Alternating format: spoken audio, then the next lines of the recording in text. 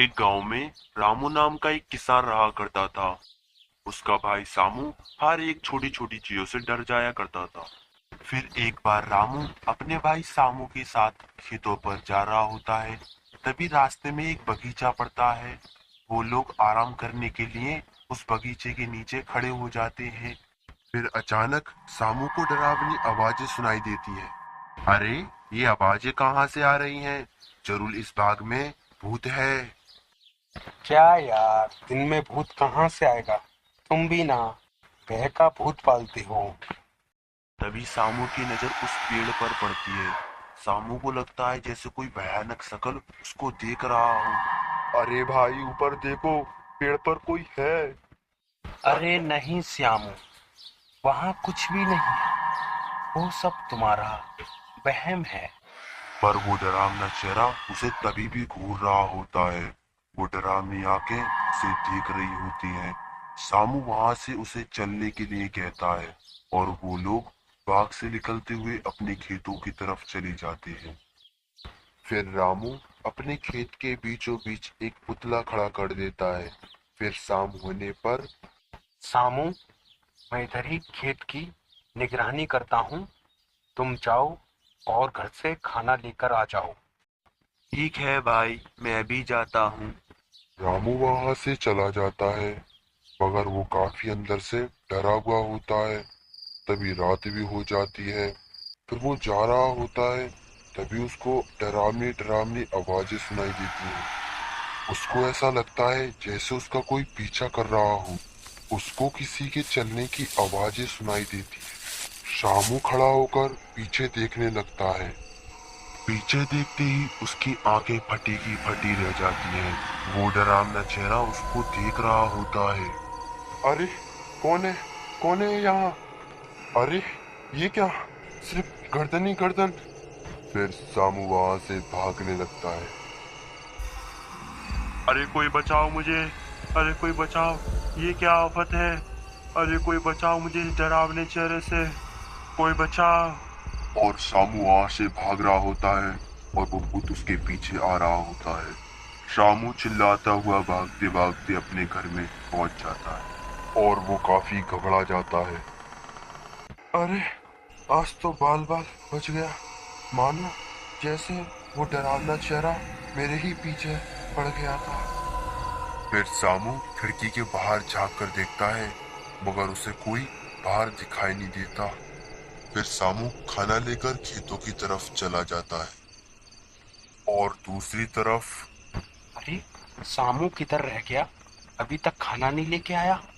यहाँ पर सामू खाना लेकर आ तो रहा होता है, मगर उसके मन में वही डरावने चेहरे का खौफ होता है।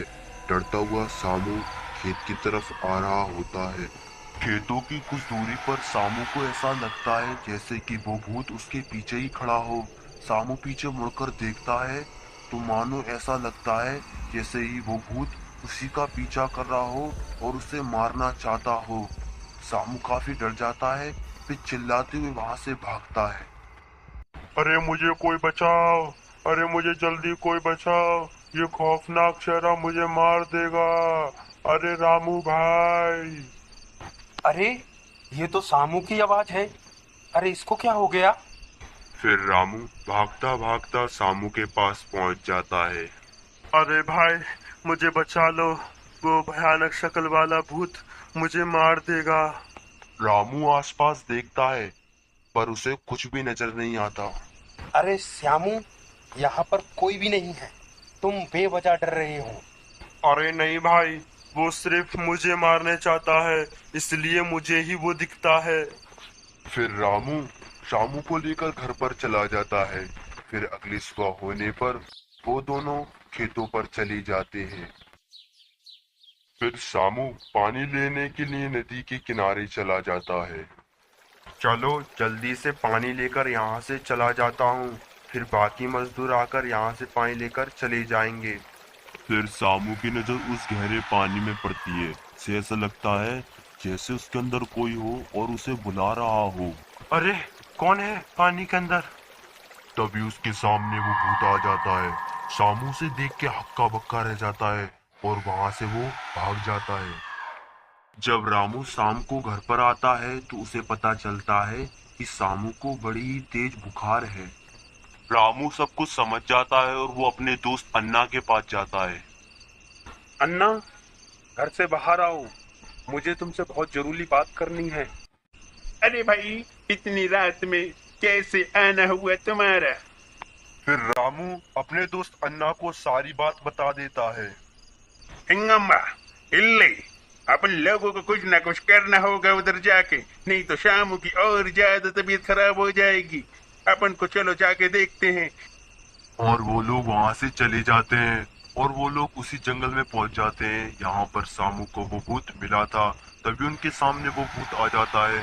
रामू बिना डरे उससे बोलता है, ए भूत, तू वही है ना जो मेरे भाई का रोज डेली पीछा करता है और उसको मारना चाहता है?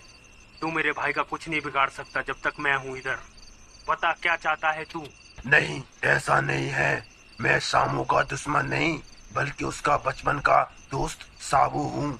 जब एक बार की बात है, मैं नदी किनारे अपने खेतों के लिए पानी लेने गया था और मेरा पैर फिसल गया और मैं उस नदी के अंदर गिरकर मर गया और मेरी लाश उसी के अंदर पड़े पड़े मेरी लाश ने एक भूतिया रूप ले लिया। मेरी एक आखिरी ख्वाहिश थी कि ये सब बात मैं सामू को बताऊं और सामू जाकर उस पानी में से मेरे शरीर को निकाल कर मुझे मुक्ति दिला दे। और जब जब मैं उसके पास आता, सामू मुझसे डरकर भाग जाता। अब बस तुम लोग ही मेरी मदद कर सकते हो। क्यों नहीं, हम तुम्हारी जरूर मदद करेंगे। चलो सामू के पास चलते हैं। फिर वो सभी सामू के पास चले जाते हैं। सामू, घर से बाहर आओ, तुमसे कोई मिलने आया है। तभी सामू बाहर आता है तो वो काफी डर जाता है। अरे भाई, वो अपने पीछे देखो, वो भूत मुझे मारने आया है। अरे भाई, मुझे बचाओ। अरे भाई, डरो नहीं, ये तुम्हारे बचपन का दोस्त साबू है। और ये सब बात रामू शामू को बता देता है और साबू भूत को भी वो लोग मुक्ति दिला देते हैं। फिर इस वाक्य के बाद सामू किसी भी चीज से डरता नहीं और फिर से वो लोग अपने अपने कामों में लग जाते हैं।